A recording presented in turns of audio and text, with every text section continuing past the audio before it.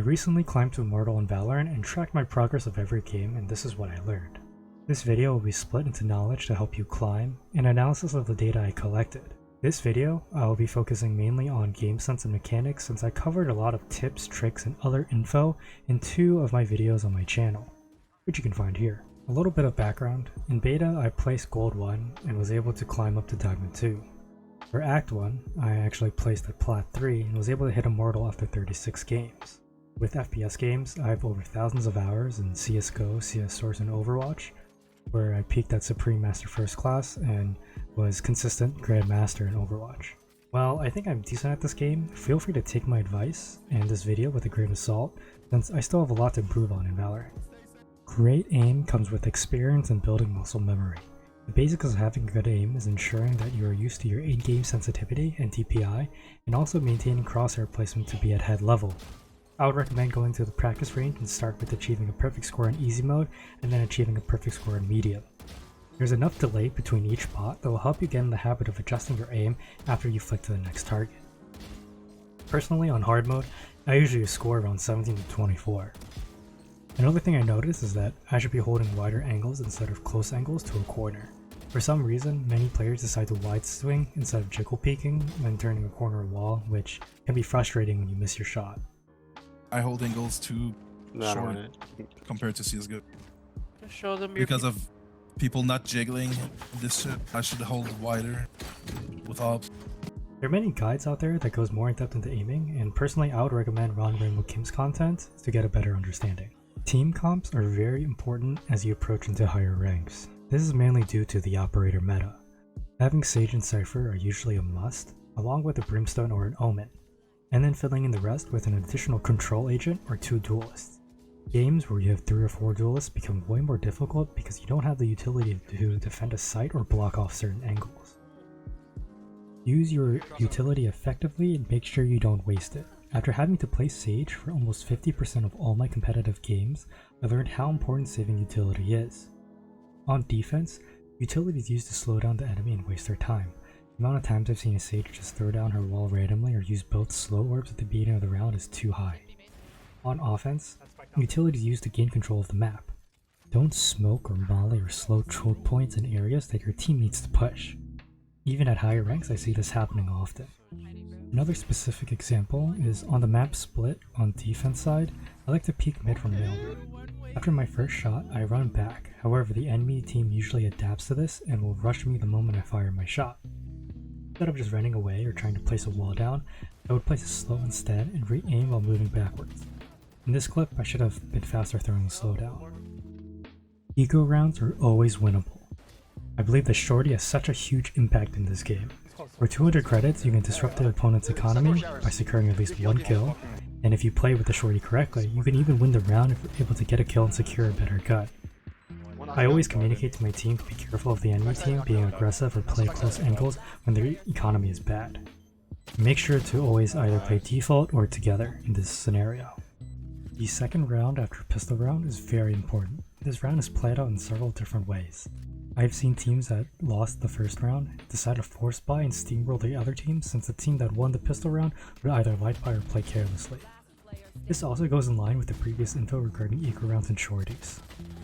I also believe that shotguns are very underrated, but that warrants a separate video. After playing many ranked games, winning games with round differences is more important than your personal performance. There's a difference in playing aggressive, when you can surprise the enemy, versus hunting for kills, which usually ends up with you feeding. One of the biggest mistakes I've seen is where the attacking team is able to eliminate 2 people and secure a site, but botches up the post-plant hold since they decide to chase after the remaining enemies and lose duels 1 by 1, which ultimately loses the round. Stop baiting your teammates and learn to trade kills. If your team is pushing, don't stand 20 feet behind them. You should be able to fight the enemy almost immediately after your teammate engages with them. If you play a duelist, most of the time, you should be going in first. Even in Diamond, I've had Reynas and Phoenixes wait for their teammates or me, whereas usually playing Sage or a control character to go in first. Your duelist character has utility designed to entry frag. Don't be scared to go in. Toxicity exists at all ranks, but try your best to have a positive mindset and try not to get tilted. In one game, my team had a Reyna that ended up going 6-26, and was complaining all game about how he's unlucky and getting running headshotted all the time. Our whole team tried to keep a positive mindset and told him that it's okay to just play with the team, but he was adamant on how stupid the game was and would continue to lurk and die. Luckily, the game ended in a draw.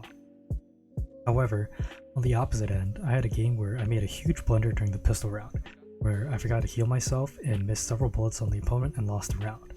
One of my teammates stated I was brain dead and was the worst player that he has ever played with. I got angry and fired back, stating that he was playing an entry fragger and he only has 2 more kills than me. We both were angry and just shut up and focused on the game when the next round started. We both started racking up kills, and I gave him heals when he requested them, and we were able to pull a win from a 5-9 scoreline to 13-9.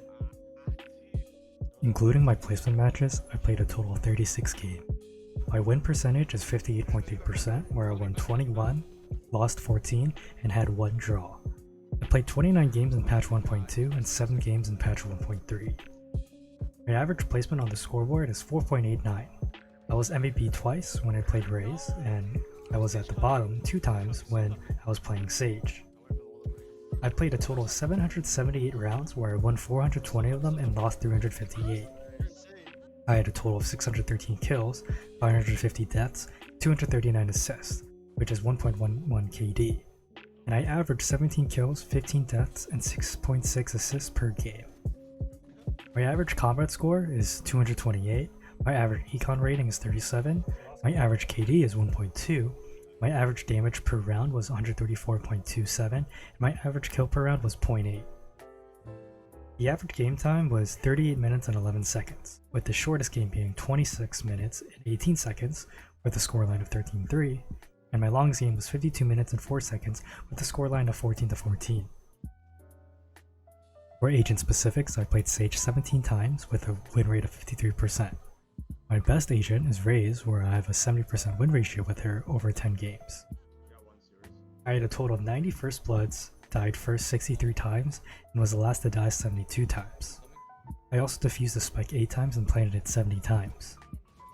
And lastly, my average headshot percentage was 11%, body shot percentage was 80%, and leg shot percentage was 9%. For my placement matches, I went 3-2 and placed in Plat 3. Going from Diamond 3 to Immortal took the same amount of games it did to go from Plat 3 to Diamond 1. One thing I found out is that you'll always be shown 1 down arrow when you lose a game. Even with a scoreline of 1-13 or 11-13, your progress actually isn't clear. The hardest part was trying to rank up in Diamond, since I would alternate between a win and a loss. And from Diamond 2 to Diamond 3, it took me 4 wins, where 3 of those games I was able to get 3 green of arrows. There's a lot of discussion ongoing, and I agree with the general consensus that it would be nice if we can see our progress more clearly.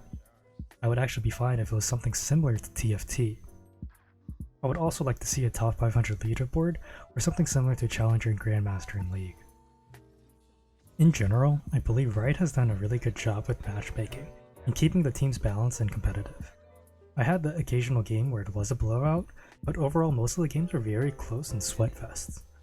I definitely see a huge difference in my style of play, as well as my skill level from when I first started in beta to where I played my first placement matches to where I am now. Hopefully this video provides useful information to you and brings some insight into ranked at a higher level. Thanks for watching.